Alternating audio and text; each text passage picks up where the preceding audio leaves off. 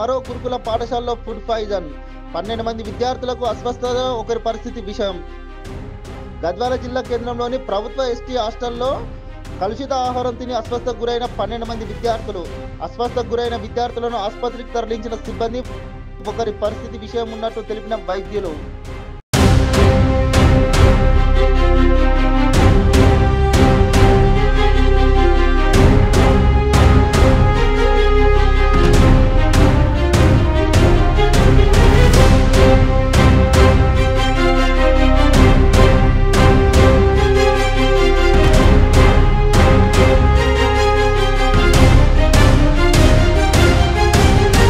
తెలంగాణలో మరో గురుకుల పాఠశాలలో ఫుడ్ పాయిజన్ 12 మంది విద్యార్థులకు అస్వస్థత. ఒకరి పరిస్థితి విషయం.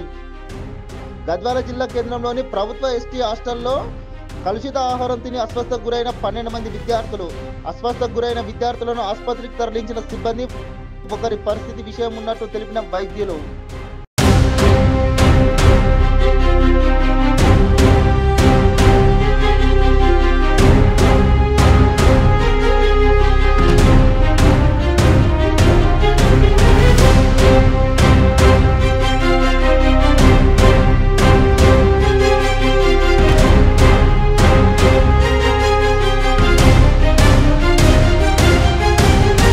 తెలంగాణలో మరో గురుకుల పాఠశాలలో ఫుడ్ పాయిజన్ 12 మంది విద్యార్థులకు అస్వస్థత. ఒకరి పరిస్థితి విషయం.